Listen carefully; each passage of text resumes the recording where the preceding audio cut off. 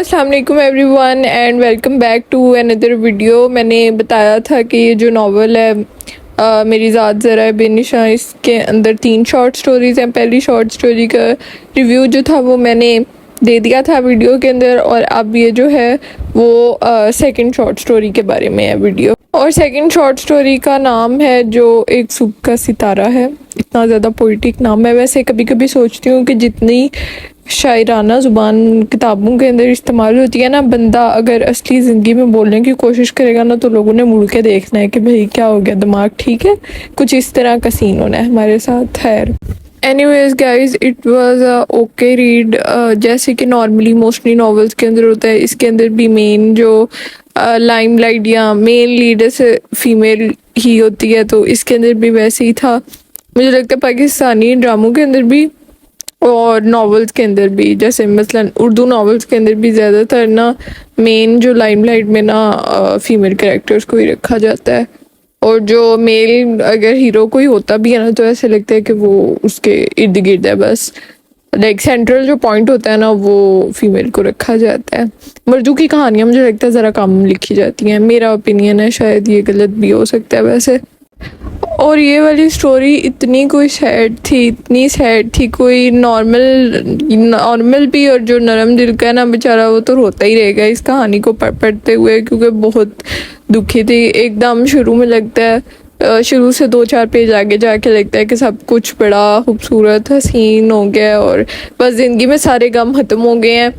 लेकिन फिर एकदम एक क्लाइमैक्स आता है और उसके बाद सारी चीज़ें दरम बरम हो जाती हैं, और फिर उसके बाद सिर्फ रोना ही निकलता है आपका, क्योंकि बहुत ज़्यादा सैड है। मैंने शायद पहले भी बताया था कि ये वाला नावल उस तरह का नहीं है, उतना अच्छा नहीं है जिस तरह से उमैर अहमद के बाकी नावल ज़बरदस्त होते हैं। और जाहिर सी बात है, नावल के स्टार्ट के अंदर उन्होंने मेंशन भी किया है कि ये उनका पहले नावल्स में से है कोई, तो बहुत स्टार्ट की जब उनकी जर्नी स्टार्ट हुई थी, तो इतना मतलब स्टेबल नहीं है, हो भी नहीं सकता, क्योंकि जब पहले शुरू में कोई भी राइटर लिखना स्टार्ट करता है तो उसके अंदर गलतियाँ होती हैं और उसकी कहानियाँ उतनी ज़बरदस्त नहीं होती जितनी उसकी बाद में आने वाली होती हैं। तो इसके बारे में भी ऐसा ही सीन है, लाइक कोई बहुत अच्छी नहीं है, लेकिन और इस तरह से भी नहीं बंदा कह सकता कि कोई आपको सबक मिल रहा है। या नॉर्मली उमैर अहमद के और निम्रा अहमद की राइटिंग मुझे काफ़ी हद तक वैसे सिमिलर लगती हैं, और मुझे लगता है एक रिलीजियस टच होता है उन दोनों के अंदर, तो वो इसके अंदर नहीं था, और ना ही कोई नतीजा फेस करने वाली कहानी थी।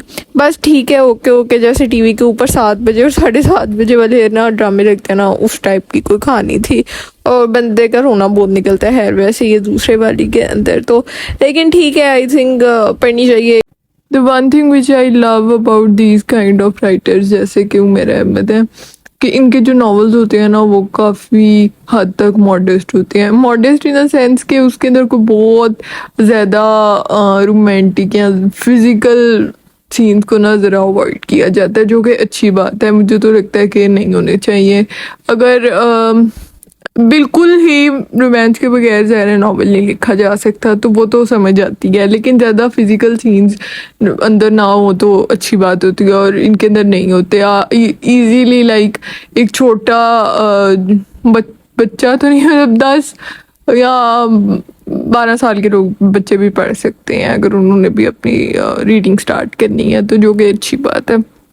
आपको कोई डिस्क्लेमर नहीं देना पड़ता कि 18+ या 15+ या जो भी, तो ये अच्छी चीज़ होती है मेरे ख्याल से। तो बाकी हर एक का अपना अपना ओपिनियन है।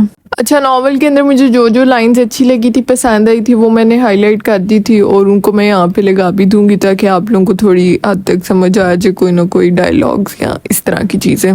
हमारी हीरोइन बेचारी एज़ यूजुअल बहुत ज़्यादा सादी और बेचारी और मासूम है, उससे जो कहते हैं ना वो चुप करके कर देती है। I think we should get over this. Like खैर ये तो पुराना नावल है, लेकिन नॉर्मली वैसे इसी तरह की दिखाते हैं ना लड़कियों को, कि वो जो उनके साथ हो रहा होता है वो ओके होती हैं, दे डोंट केयर, और प्रॉबेबली दे केयर, लेकिन वो कुछ कह नहीं सकती या वो कहती नहीं है, लेकिन ऐसे नहीं होना चाहिए। लेकिन खैर हमारी सोसाइटी में भी इसी तरह का ही सीन चल रहा है, तो नॉवेल्स या ड्रामे जो होते हैं वो भी सोसाइटी से इन्फ्लुएंस होती हैं, उसी की तरह के लिखे जाते हैं। खैर दूसरी बात ये, मैंने वैसे स्पॉयलर्स नहीं दिए इस वीडियो के अंदर बिल्कुल भी, और मैं कोशिश कर रही थी कि स्पॉयलर्स के बगैर ही रिव्यू दे दिया जाए। और तीसरी बात ये कि मेरी नावल पढ़ने की स्पीड बहुत ज़्यादा स्लो होती है, मेरे से तेज़ तेज़ नहीं पढ़ा जाता, मुझे मज़ा नहीं आता। और जब मैं 2-4 पेज पढ़ूँ उसके बाद मुझे नींद आ जाती है, तो मुझे सोना होता है, तो मैंने तेज़ तेज़ नावल नहीं पढ़ा जाता मेरे से। ठीक है, मैं पूरे महीने में शायद एक बुक भी नहीं ख़त्म करती। लोगों के मैंने वैसे देखा है अच्छी स्पीड होती है, वो एक महीने के अंदर 4-4 6-6 बुक्स पढ़ लेते हैं, लेकिन मेरे से नहीं पढ़ी जाती। लेकिन मैं तो भैया आराम आराम से पढ़ती हूँ, मुझे तभी मज़ा आता है। एनीवेज नेक्स्ट वीडियो में आई थिंक इसकी तीसरी शॉर्ट स्टोरी और लास्ट स्टोरी होगी। तब तक के लिए अल्लाह हाफिज़।